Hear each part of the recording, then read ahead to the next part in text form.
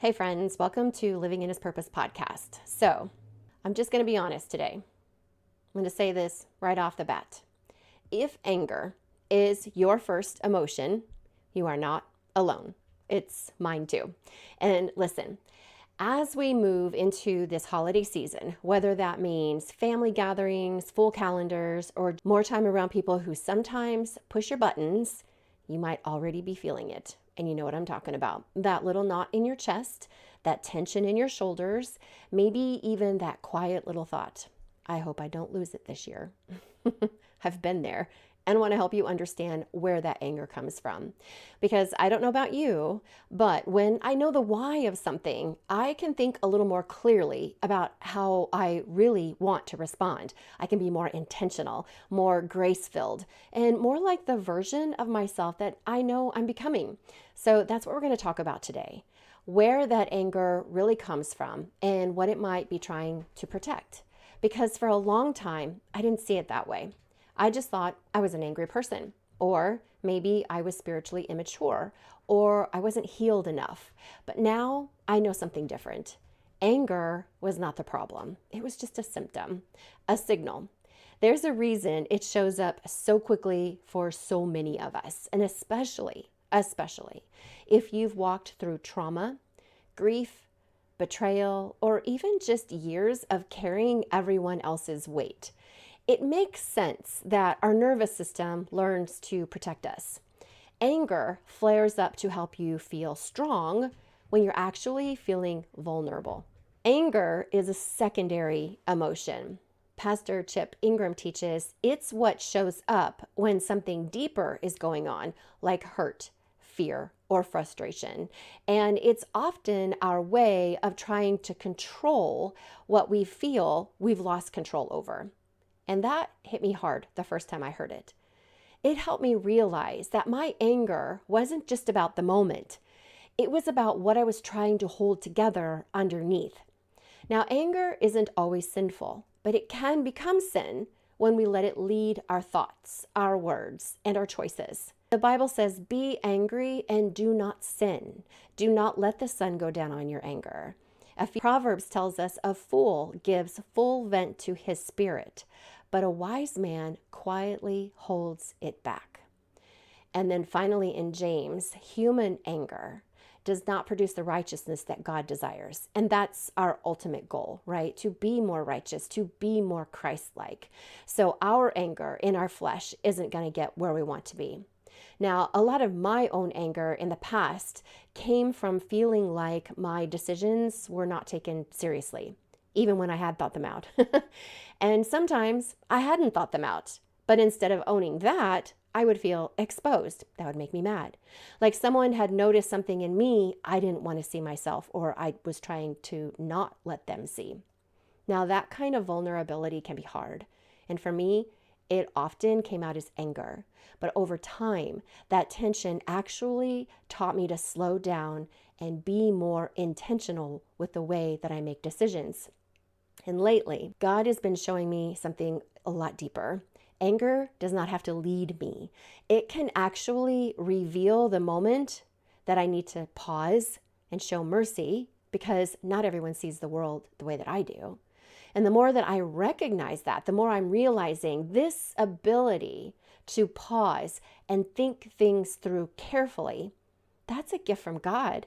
It's something that I can use to teach and encourage others, not to criticize them when they don't respond the way that I think they should. Now let's slow down together for a minute and look at what's really going on under the surface. When something feels off, a tone, a glance, a correction that stings a little bit, your body does not wait for permission to process that, okay? Your brain's alarm system, that a little old amygdala, I think of him as like this overactive little old man up in my brain. So when your brain's alarm system goes off, your amygdala lights up.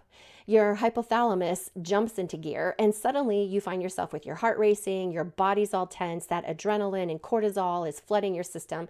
Now, this is the stress response in full swing. Your nervous system has hit the gas. Now, if you've experienced trauma, This stress response gets activated very quickly and very often. And your body learned to detect threat before your mind could even explain what was going on. That's called neuroception, your nervous system's ability to scan for danger, even when your logic says this is not a big deal. But what happens when the danger isn't a car accident or a fire, but a relationship or a comment that cut deep? A moment when your opinion wasn't valued. Your body is remembering what your mind can't always explain. And here's the thing. That original moment of trauma may have left you feeling helpless, which I would say, especially childhood trauma, more than likely did. You couldn't make it stop. You couldn't speak up. You couldn't control the outcome. And your brain hated that feeling. So what it did is over time, it reached for a different emotion, one that made you feel strong instead of small. And that's called anger. Anger feels powerful. It moves that energy out. It gives you control, even if it's just for a second. So it becomes the shortcut, the armor that shields you from sadness, shame, and powerlessness. And it works until it doesn't.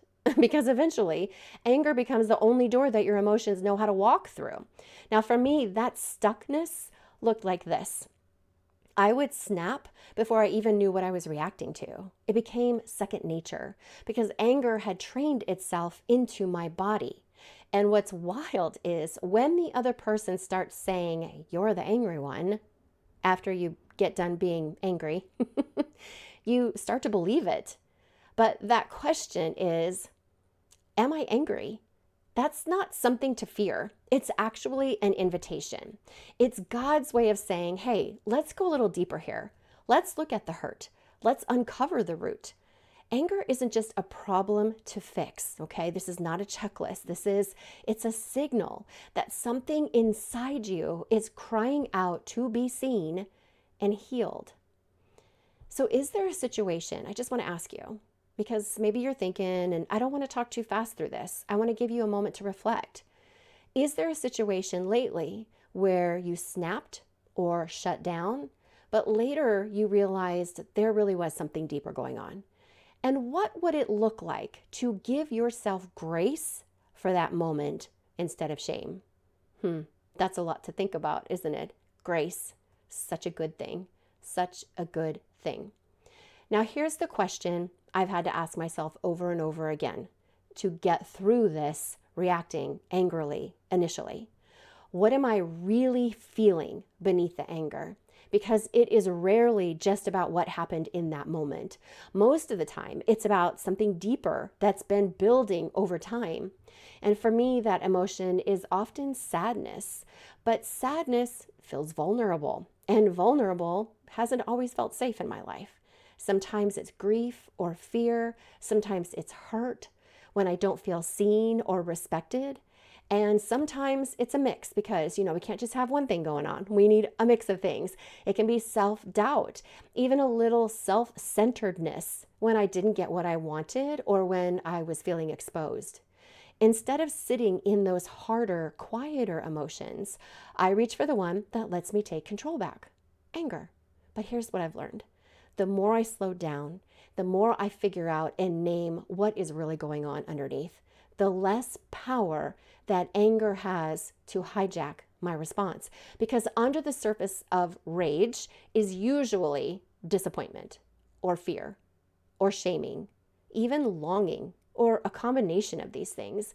And naming it does not make you weak. It actually makes you very wise. Scientifically, when we get angry, this is what's happening. Our prefrontal cortex, that part right up here, the part of the brain that is responsible for logic and reflection, shuts down. But when we pause, take a 10-second pause, and we look at and name what we're really feeling, we actually re-engage the thinking brain. We get to take the lead again. That's why David prayed, "Search me, O God, and know my heart. See if there is any offensive way in me." Because healing doesn't start with performance. It starts with awareness. If you were to stop and name the real feeling underneath your anger, what would that be? We're going to shift a little bit, okay? After you've slowed down, you've gotten honest with yourself, you've invited God into the emotion, you get to speak truth into who you're becoming.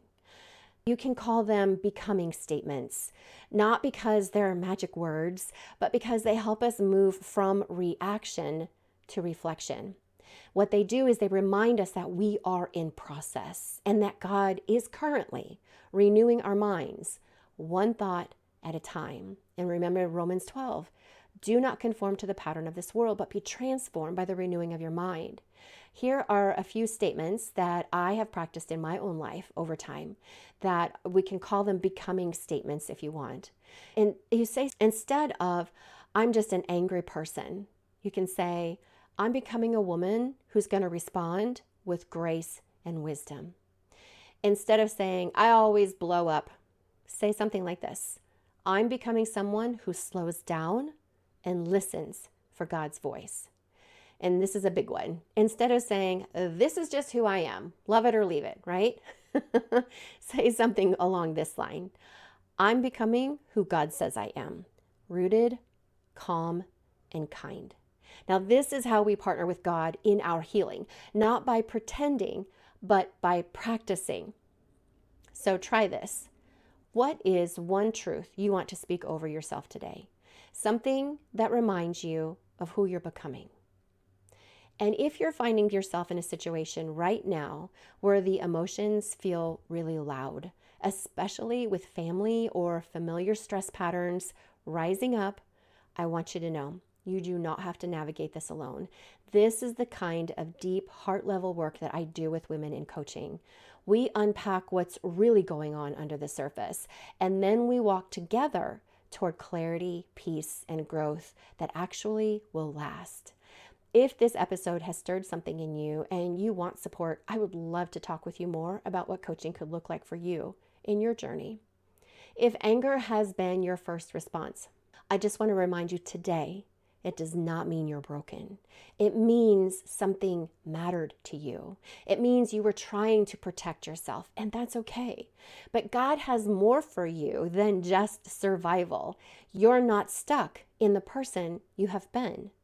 You're becoming someone who's safe, someone who's calm, someone who's rooted in grace, even when life presses in.